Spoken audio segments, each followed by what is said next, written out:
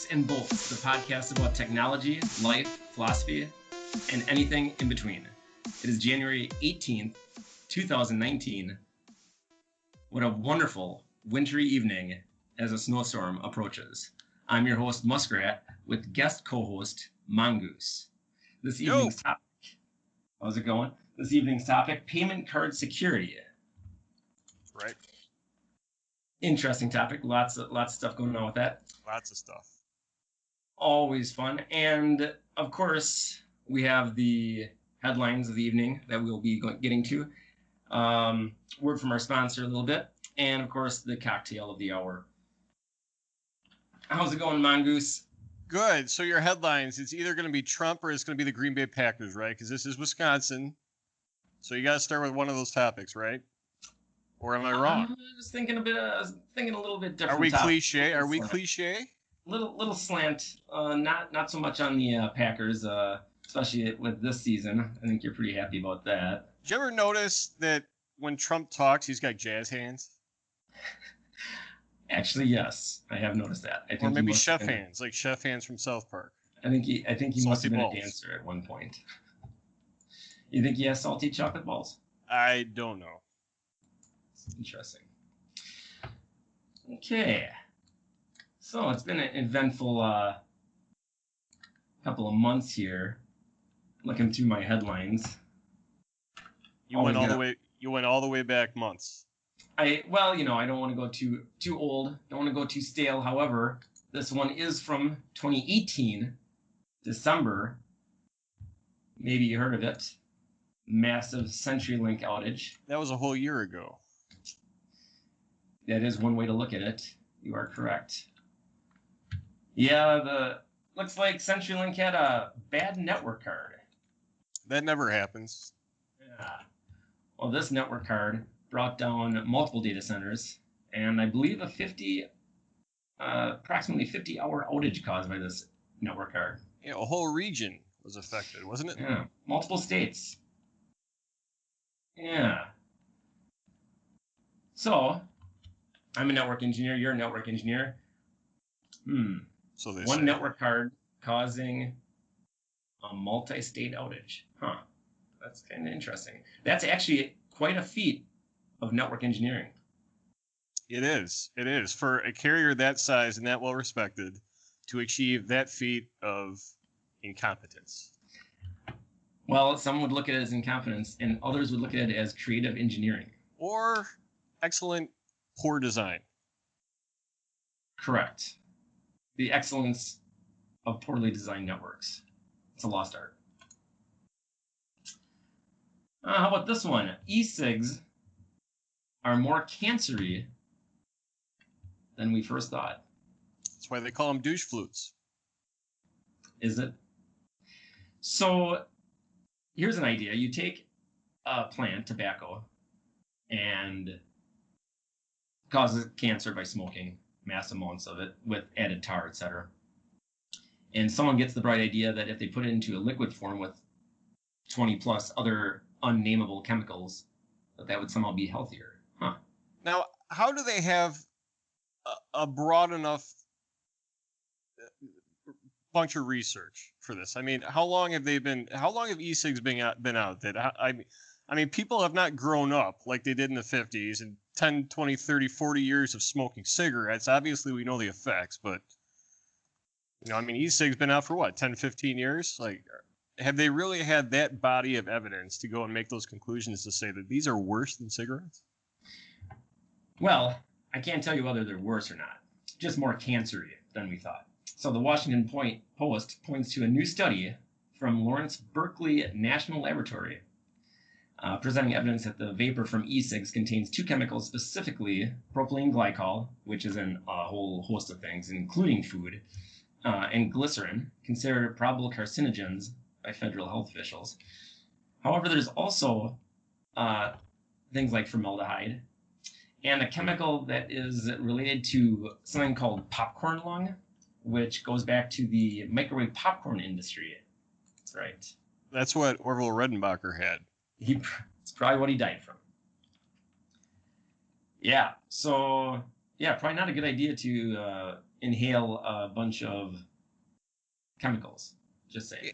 Yeah, so the propylene glycol, they've been saying for years is a problem, but it depends on the type of e-cig or the e-cig juice that you get. So they always caution against the stuff manufactured in China, and saying that that's a higher propensity for, the substance. So is it does it depend on the e-cig? I mean, is there a better type of e-cig to buy, or Well, that is not in the study that I can have see. they only fed e-cigs from China to mice, and they neglected the ones? That I don't know, but I know that people have told me there are more natural e-cig vapors supposedly. I haven't looked into it. I do not myself use e-cigarettes. I try to keep things in as much natural form as possible. That's my personal philosophy. But I don't know. Maybe we should follow a bunch of high schoolers that are smoking this stuff and see what happens. What else you got? Well, moving on here. Again, this is January 18th, 2019, and it is the 28th day of the federal shutdown. And looks like tomorrow, which will be Saturday, the 19th, our commander-in-chief is looking to make a major announcement about border and shutdown. So that should be interesting. He'll have the jazz hands going on. Probably. What could this big announcement be? He's obviously going to cave to the Democrats and lift the shutdown. You think so, huh? I don't know about that. Could be. But some think he's going to call a national emergency so that he can build the wall with military funds or something like that. Would not surprise me. Would he have the balls to do that? Well, I think you'd have to ask a couple of his mistresses if he's got the balls for that. He might have the mushroom. Don't know if he's got the balls. And the last headline, this one's my personal favorite. Wild monkeys with killer herpes are breeding like crazy in Florida. Killer to monkeys or killer to everyone? Humans. The herpes affects the monkeys like herpes affects humans, but human herpes affects humans, but when this monkey herpes infects humans, it can turn deadly. It's the MCHV1 virus. It can cause flu-like illness that can progress to neurological problems, such as double vision and paralysis. And it's at this point that an infected person is likely to die of the infection. So what's the transmission vector? Is it having sex with a monkey, or can it be? I think that probably could transmit it. However, the monkeys will attack. They will bite. They'll rape people? that might be happening too. But they will, just bite you or do whatever when you're around. They do that already. Monkeys are always chewing up people's faces. Yeah, this is in Marion County, Florida, and it's a population of monkeys that live in Silver Spring State Park, Central Florida, and looks like a troop of these monkeys were brought to Central Florida in 1930s as part of a long since closed attraction in the park. They were placed on a small island, but it turns out monkeys can swim and not stay there long. So I did not know that monkeys can swim. Yes, and someone else must not have known that either. And the monkeys have been breeding and might just overrun Florida. I don't know. I don't know if the water will get them first or the monkeys at this point. They fooled us all. They did, but to be honest, it's Florida. So there's wild monkeys with herpes killing people in Florida. And everybody in Florida is old. I mean, except for Disney World. So as long as you keep the monkeys away from Disney World, maybe this thing will just die off. So, yeah, I can see Florida having to protect the Disneyland with a gang of armed ex-felons from the rabid monkeys. Or Herbaceous monkeys? Herbaceous monkeys, yes. That's the grammatically correct terminology, I think. Yeah. Florida, monkeys with herpes. That's all the headlines for today, January 18th, 2019. Now a quick word from our sponsor. There's nothing like the sound of bubbling beans boiling next to a babbling brook. Come on down to Baked Beans and Books to get yourself a helping of baked beans while perusing our vast selection of books, all while listening to the sound of the State Street Brook. That's right, at Baked Beans and Books, you'll find what you're looking for and get yourself a heaping handful of baked beans. What more could you ask for? I'm Hank Hurlson, proprietor of Baked Beans and Books. Stop down today to find what you're looking for. Located at 11111 State Street in Madison, Wisconsin. Baked Beans and Books. When books just aren't enough.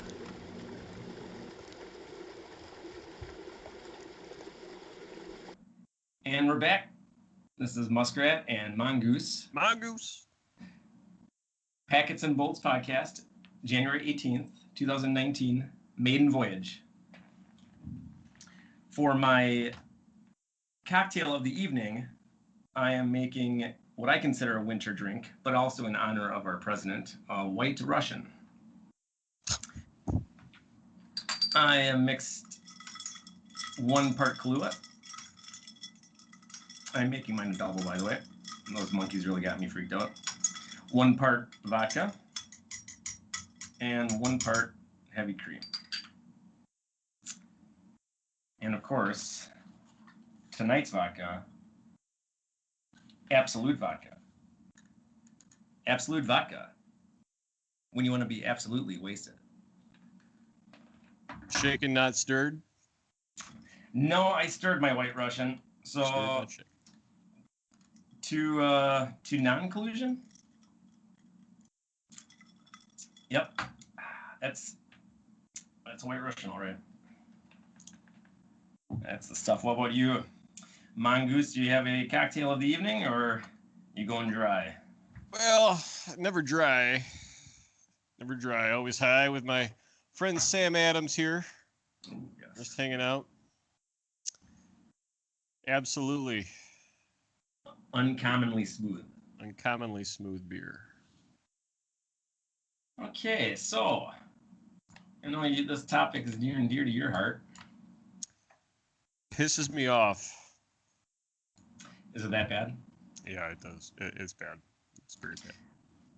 So I know in the news we're always hearing about credit card breaches, people's information being stolen. And that's really the heart of our discussion tonight. Really, we have, in my opinion, a pretty much Wild West of payments and transactions of not just money, but information and all of that flying back and forth between all these companies. And who's really keeping track of it all? Yeah, well, you'll find as we go through this report here that there is one fundamental problem here. I mean, there's a few of them actually, but there is really one great, gigantic, fundamental bullshit problem. So let's talk about payment card security, and I'm gonna harp on all those gas stations that have their chip readers duct taped or marked with Post-it notes written by some retard with a crayon that says "No chip swipe here." It's more like wipe your ass here with our poor security practices. So how about we start off with some general facts about payment cards to kick this thing off? Sure. Let's go over the facts. Just the facts. All right. According to the CFPB Consumer Credit Card Market Study, there are approximately 160 million credit card holders in the United States. And as of 2017, there were approximately 14.4 billion credit cards in circulation across the globe. Consumers with an average credit score of 620 or more have at least 4 credit cards, and there are over 500,000 applications for credit cards per day in the United States. It's fucking crazy. That's a lot of credit cards. 14.4 billion. Yeah, that's across the globe. That's across the globe, still. Yeah, so we're also talking like the Democratic Republic of Congo and all their plastic. Now, 160 million in the U.S. actually kind of seems a little low to me. That actually surprises me. I would think it'd be a little higher. So, but a little over half the population. And does that count all just credit cards, or is that debit cards as well? Yeah, well, that's credit cards, all right? But we're going to be talking about credit cards. We're going to be talking about debit cards here. All right, so the thing is, the frequency of online payments is growing. And according to statistics provided by the U.S. Census Bureau, between 2013 and 2017, online payments in the United States have grown 4 times as much as retail payments. Across the globe, the average person makes approximately 19 online transactions using a payment card per calendar year. We're talking globally again, so I assume this includes nomadic huntsmen and sheep-loving shepherds from arid desert regions too. Now, I don't know. They weren't specific in the report about that, but I know I made more than 19 transactions over the last year. I'm sure you did too. Oh, yeah. Right? For sure. Yeah, well, anyway, 2016 represents the first year where incidents of online fraud surpassed in-person fraud. Really? Actually, about 58% of those transactions were the online type of fraud. It's a trend that's going to continue. Consumer confidence is low, and people don't believe their data is safe when making online purchases. According to a Pew Research Center survey, only about 10% of Americans are very confident that the websites they shop at are keeping their credit card information secure. And surprisingly, another study found that 10% of people are morons. So what are the source of these online frauds? Is this from stolen credit cards from companies, or is it from individual theft of credit cards, or do we have those statistics? Well, that's where it starts to get interesting. According to the Global News Bureau Quartz, America is responsible for approximately 1/4 of the global payment card transaction volume. 1/4, 25%. But accounts for nearly half of all worldwide credit card fraud. And you may say, oh, that's not big a deal, but we're talking major frequency. Like, this is beyond what, you'd say like a standard deviation, okay? Merchants are explicitly warned to consider the ramifications of fraud on their operations when selling in the United States. Now, the global payment gateway and payment management company CyberSource indicates that online merchants report the most effective tools to fight payment card fraud to be AVS and CVV filters. You know what those are, right? For the numbers that are on the back? Yeah, that's the CVV. That's the 3-digit number on the back of your card. It's a card verification number, and the AVS is the address validation form or whatnot. So the American Express Digital Payments Survey indicates that only 53% of merchants require customers to enter their CVV for credit card validation upon checkout. In addition, only 39% of online merchants actually decline a transaction when the consumer's billing address has not been provided. So you see, these merchants are fucked up. Well, they just want the cash. They want the scratch. Yeah, exactly. There's no pressure on them. They don't give a shit about you or me. We see a pattern emerging here, right? Statistically speaking, the theft level of chip card data in the U.S. is 868% higher than the rest of the world. So again, 25% of the world's cards, but 50% of the theft. But really, we're talking 868% higher than the rest of the world. Now, we all know correlation does not equal causation. So, do we know the reason America is such a target? Are we worse off security-wise, or are we bigger targets because of our wealth? All right. Back up for a minute, okay? So let's go back a minute. What is EMV? Okay, because I'm going to use that term a lot here. EMV stands for the Europay, MasterCard, and Visa, but it was later branded EMVCo to represent additional members added to our consortium. So EMVCo. These cards were finally made available to U.S. consumers starting around 2015, give or take. EMV provides end-to-end encryption of cardholder data and serves its purpose everywhere but here in the United States. It's really designed to defeat payment card counterfeiting associated with magnetic stripe data. Now, remember that phrase, magnetic stripe data, because this is the crux of the problem, exactly what you're poking at, what you're looking for here. So you should be making the connection by now, everybody. The magnetic stripe readers are the devil. A study reported in May 2018 from the research firm Gemini Advisory found that financial institutions were successful in providing consumers with EMV-compliant credit and debit cards for use. They were mailed out pretty quick, as I recall. You got yours pretty quick, right? I can't remember. Yeah, I mean, as soon as that came out, I had mine in the mail. It had that nice little shiny chip, and it still had that stupid goddamn magnetic stripe. Well, yeah, they have to, right? Compatibility. Yeah, the Gemini Advisory found out that EMV technology didn't eradicate card-present fraud whatsoever. In fact, of more than 60 million payment cards stolen in the 12 months prior to the study, chip-enabled cards represented 93% of the total. 75% of these were compromised at point-of-sale machines. The results reflect the lack of U.S. merchant compliance with the EMV implementation. Again, hey, gas stations, no chip, wipe your ass here. So is that really the issue? Is the chip that much more secure? Well, first of all, as a side note, you've probably seen the news stories about card skimmers or shimmers at gas pumps in dark, secluded areas, right? Yeah. You insert your card and the bad guys capture your data and you're screwed. Technically, the shimmer mechanism is inserted as a man-in-the-middle type of attack between the EMV chip and the ATM or POS chip reader prior to any instance of tokenization. It reads what's called track 1 and track 2 data, which is what was associated with the 2 of the 3 bands on that magnetic stripe on the old cards. The attacker can clone your data to a magnetic stripe and merely go to some non-compliant store with a stripe reader to buy beer and cigarettes or whatever else they're going to buy. It's the failure of merchants to be fully EMV compliant that results in the theft and loss to your cards. Okay. So what's the I mean, obviously they have no compulsion, right? No one's making them implement this, right? Well, where does the payment card industry fall in this? Well, okay, yeah. So I see what you're saying. And to summarize this so far, we have merchants in card present settings like gas stations who are dragging their feet about banning the magnetic stripe readers who don't fully implement the full security of EMV, right? Their chip reader breaks and they fall back to a magnetic reader. And then we have card not present, or otherwise known as online transactions taking place, where merchants are doing an awfully crummy job of leveraging the address and card verification filters in the manner prescribed.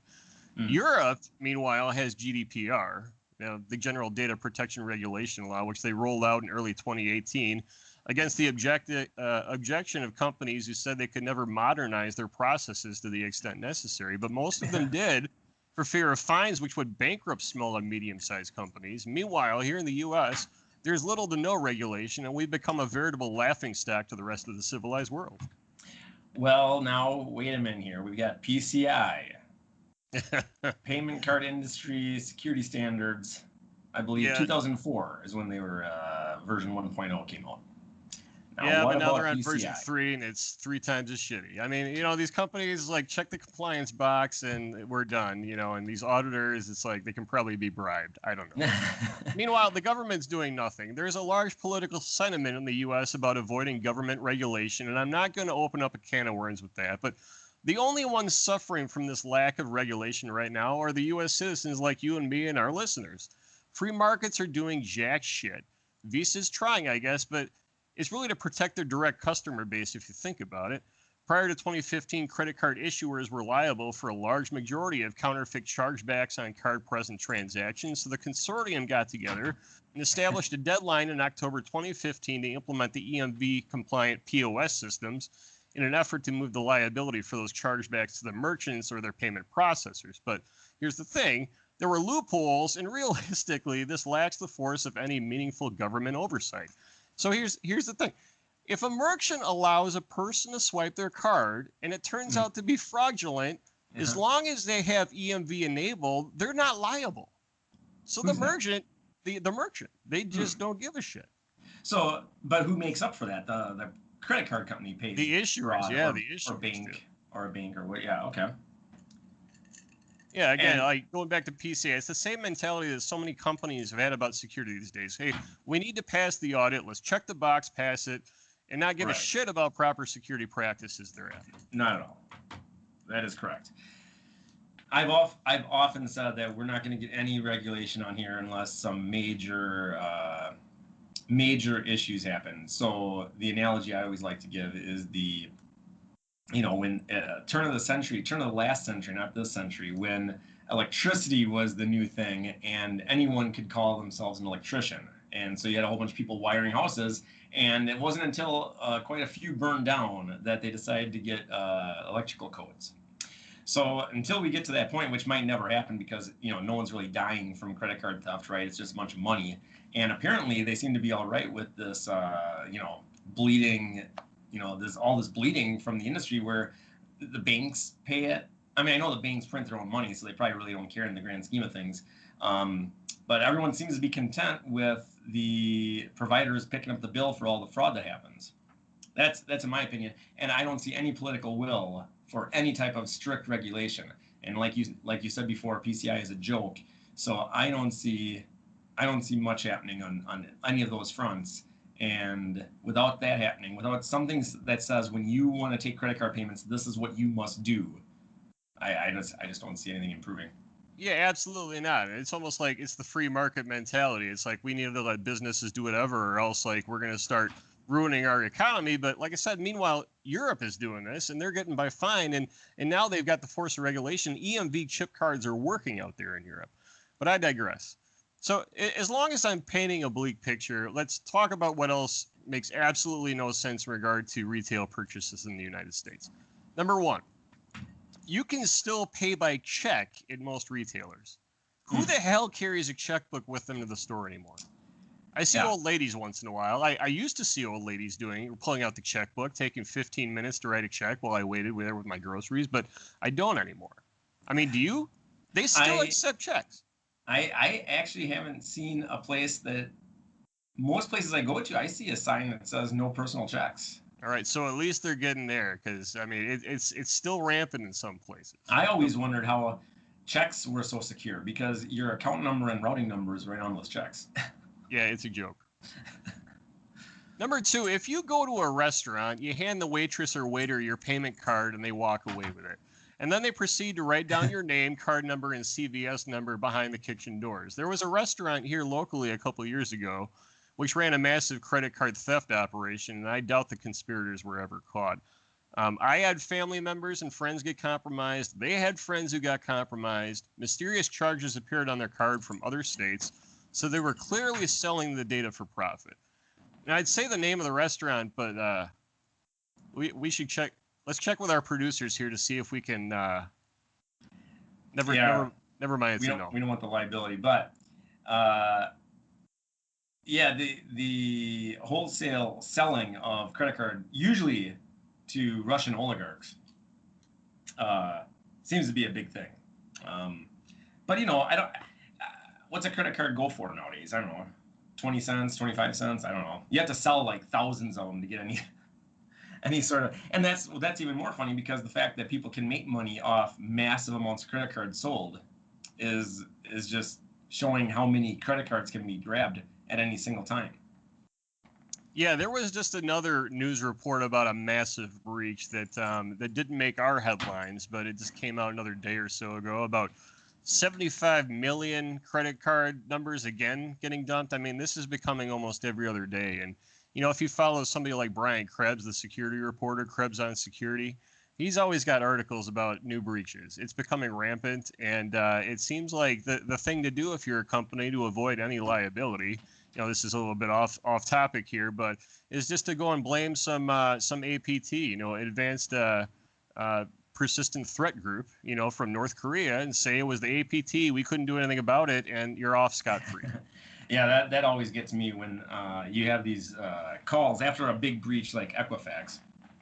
You have these experts go on TV or the radio or whatever, and they go, well, there's nothing you can do if someone's gonna, come after you. You're always gonna get hacked, and all we can do is mitigate some issues. Now, when you're basically surrendering right from the beginning, and what these people don't realize is there's a million things that can be done. Now, could you hold off like a foreign state power?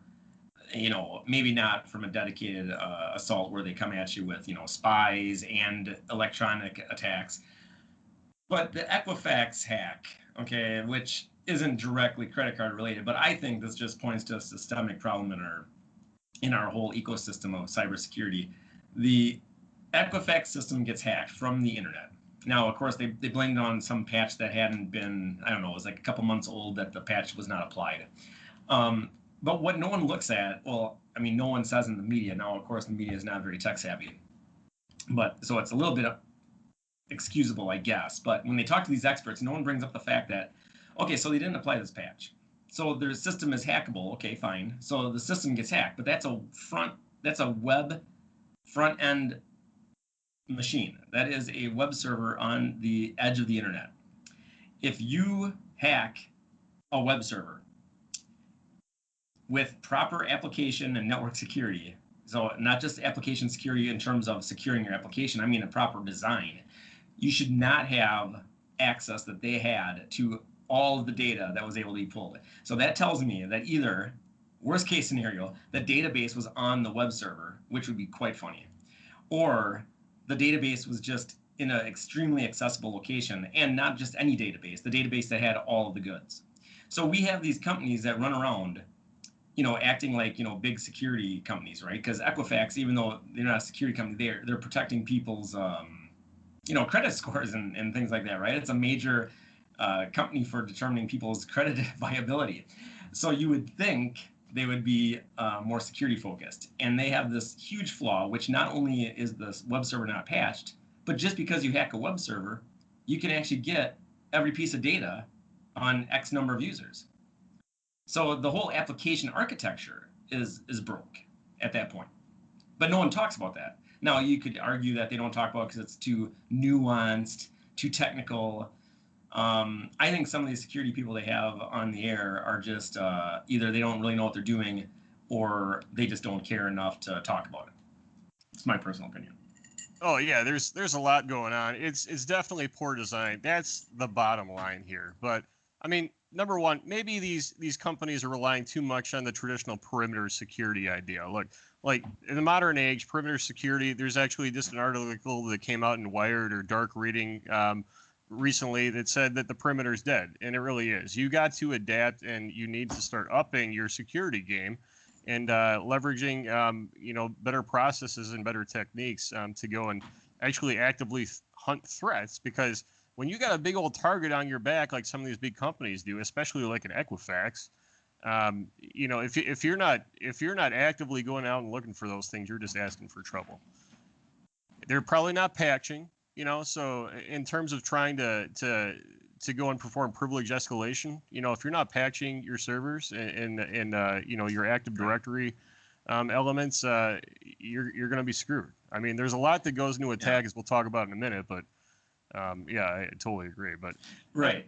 And just to stress the point again, the protection against the hack is one problem, but the whole point of web edge or internet edge or DMZs, the whole security, if you're into the security game, those are considered exposed systems. Those are your most at-risk systems. So you have to plan for them being hacked. So it's not just enough to prevent hacking. You have to plan that they will get compromised, and if they do, they can't. How does a web front end get you every piece of data off a user? It's ridiculous. How can I break into a web server and I can query a database for every single piece of information I want? The database with all of the information, like the stuff that people shouldn't even need to know from your customer perspective, shouldn't even be accessible by that web server. So obviously they didn't care. And like I said, I mean, I don't know all the details, but it would be really funny if the database was running on the web server. I'm sure it wasn't, but it would be, I'd laugh my ass off. Right. So along those lines, all right, let's talk about who's behind these attacks with the payment cards. Let's talk about that for a bit. And I'm not going to bore everybody with the fine details. You can find links to official reports and the details of this case study on our podcast website once it's up and running, fully operational. But the cybersecurity group FireEye published a report entitled Follow the Money, Dissecting the Operations of the Cybercrime Group Fin6 in April 2016. That's FIN6. Fin, of course, standing for Financial Threat Actor, a derivative of an Advanced Persistent Threat Group. Professional cyber criminals that are out for monetary gain. It's a pretty in-depth technical case study into the inner workings of one of the main threat actors who are responsible for a large number of POS system compromises over the last several years. The report is based on findings gathered through several Mandian consulting investigations into the hospitality and retail sectors, where Fin6 was successful in compromising POS systems and stealing millions upon millions of payment card numbers. So here's the rub. Fin6 normally stumbles onto its targets by way of massive spam campaigns facilitated by the GrabNew malware and similar variants. GrabNew is a credential stealing backdoor with form grabbing capabilities and the ability to inject code into specific web pages to mimic a valid login prompt for financial institutions to facilitate banking fraud. But FireEye found that it's often employed by Fin6 in conjunction with the POS malware payloads as well. Fin6 likely didn't write the malware, but traded or purchased rights to it through the complex, seedy criminal underworld ecosystem that's out there.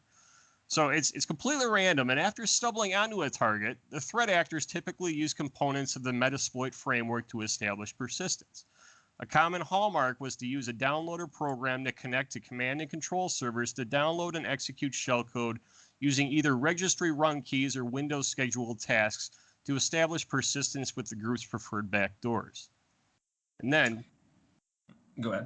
You're about to say something there. I was gonna make fun of the Windows scheduling system, but go ahead. You can do that all day. After Fin6 establishes persistence, they may use public utilities like Windows Credential Editor for privilege escalation and credential harvesting. They've also used Metasploit's PSExec NTDS grab module to obtain a copy of the company's Active Directory database, extract the hashes, and crack them offline at their leisure to obtain domain admin. And that's exactly what's going on, those similar types of vectors with all these companies that are leaving their web servers unpatched and exposed. Wait a minute. They're getting the directory services from these. Who are they getting this from? These companies have external systems exposed with their directory services ripe for the picking. Yeah, I'm not personally familiar with the Metasploit module. I'm not a pen tester. I'm not a member of a blue team or a red team or anything like that. But there are modules within there, like I said, that PSExec NTDS grab module, that if they can get their hands on that file, they can extract the hashes, crack them, and of course, there's also other methods of pass the hash attacks and things like that. Ultimately, they're getting their hands on the Active Directory structure. They're getting the credentials necessary for privilege escalation. I'm just wondering, is this happening on the inside of the organization or the outside? And if it's the outside, there's major issues here. Well, in this case with Fin6, it's from the outside. So they make their initial infection. They establish a foothold, privilege escalation. Now, aside from the AD information, multiple tools are used to conduct reconnaissance of SQL databases and NetBIOS information. And once they got you mapped out, they begin lateral movement across the network using PSExec and remote command executor tools to leverage the cracked passwords to gain a better foothold in the environment. Fin6 would commonly use the pink command line utility, which is part of PuTTY, to create SSH tunnels to their C2 servers for routing RDP traffic to their for their threat actors administration right under the noses of security folks who are too busy spending their workday attending to the company's lost and found box or fixing physical bags readers that broke on the office supplies closet door. Because we're all too familiar with that. Yeah, they're all understaffed, and they're always... This sounds like a systemic problem. Oh, absolutely. Now, through the lateral movement, complete with NetBIOS recon because people still run that crap, the attackers identify POS systems. And at this stage, Fin6 would routinely deploy the Trinity or Framework POS malware using Windows tasks. The malware runs continuously and targets system processes not listed in its accompanying process blacklist in an effort to stay one step ahead of the defenders. That's a key reason why persistent C2 communications are so important and why modern companies should be using things like, I'm not going to name any specific technologies. That would be improper right now. But, come on, modernize. Get with the game, guys. Anyway, Trinity scans for payment card data signatures and copies to a local file in a subdirectory within the C Windows directory. Exfiltration from the target environment occurs via a script used by Fin6 to iterate a list of compromised POS systems and copy harvested track data files to a numbered log file before erasing the original data files for obfuscation. The log files are compressed into a zip archive, moved to staging systems that are set up to send the stolen data to their C2 servers using an FTP command line utility, which I assume is encrypted. But as final note, Fin6 has also used methods to upload data like file sharing services rather than command control servers. So how do you like them apples? Well, okay. So wherever these hacks are taking place, they've got to have the worst security. So I'm guessing most of this directory services theft is taking place from, successful phishing attacks, etc. If it were to take place from the internet edge, that would be the most ridiculous thing ever. That would mean that their web servers are running the same Active Directory domain as their internal, which we all know should not be happening. But assuming it's internal, you have user education problems. And of course, then you've got my consistent rant, which Windows is just a horrible security model in general. It's ripe for the picking.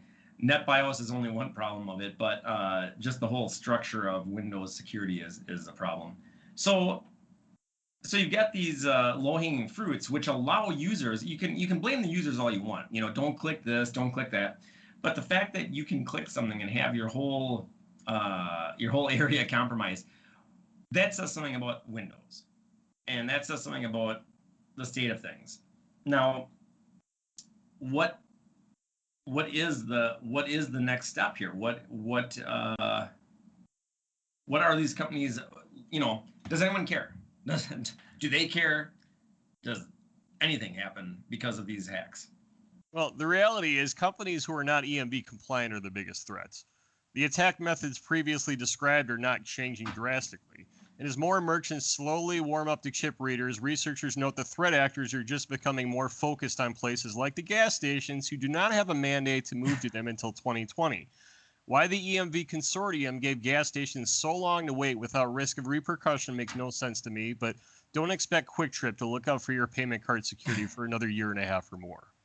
Hey, Quick Trip, home of the big buddy, the mega buddy, and 3 hot dogs for, I don't know, $1.50.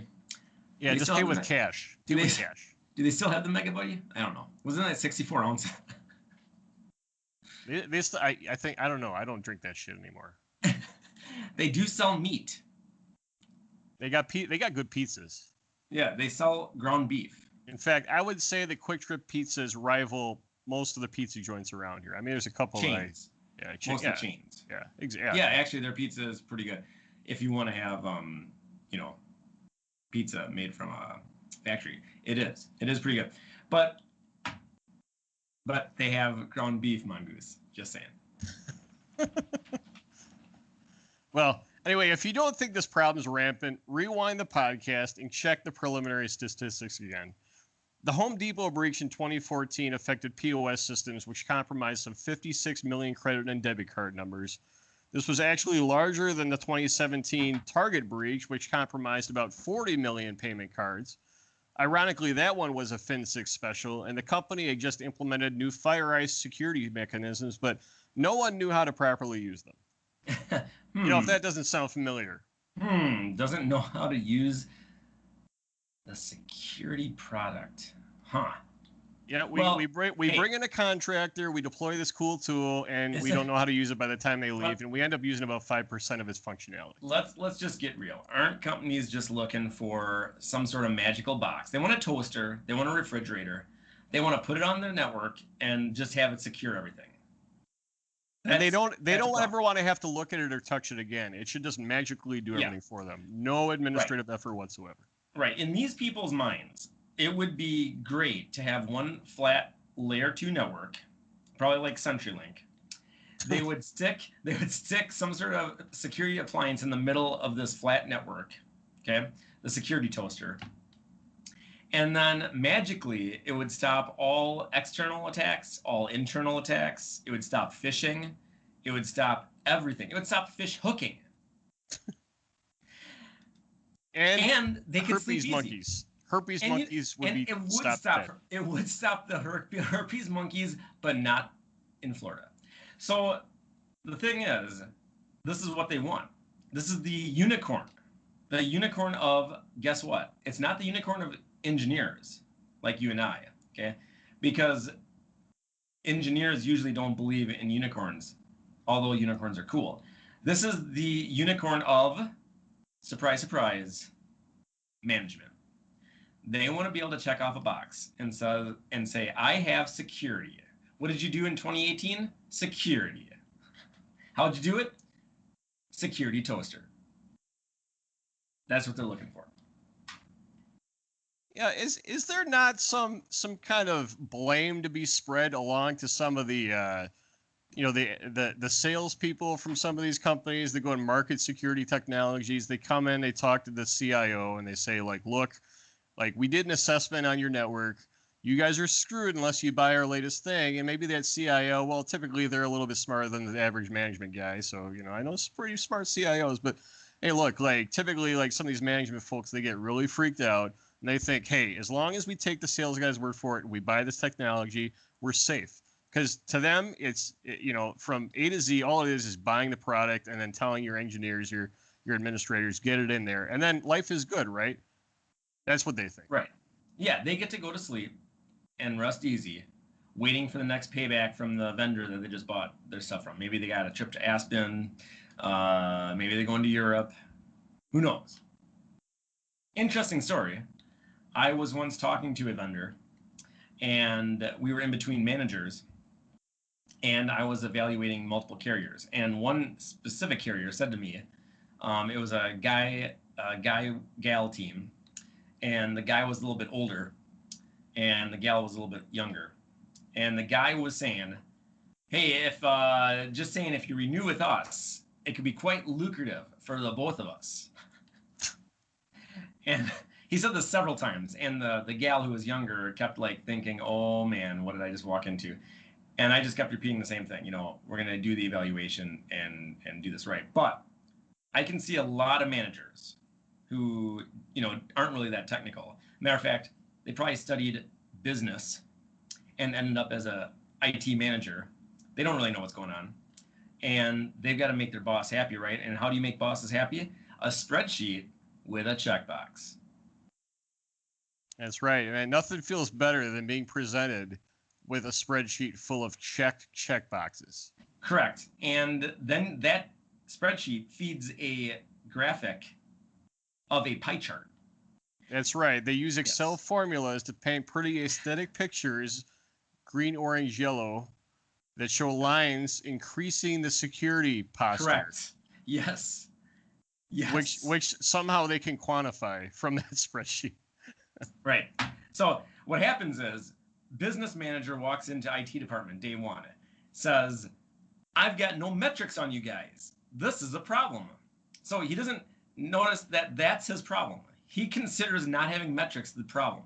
Okay, now, don't get me wrong. I think metrics are a good thing, but he has no concept of, actual state of security, life cycle replacement, any number of other actual problems that are like the rubber hits the road problems. He's got, I don't have metrics problems, because that's a management problem. See, that's his problem, because that's all he cares about.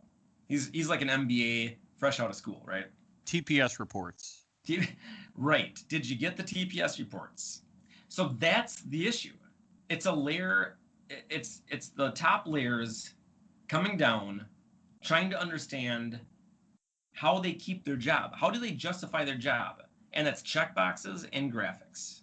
Yeah, we don't want to understand all the complicated stuff, because then we know we're idiots.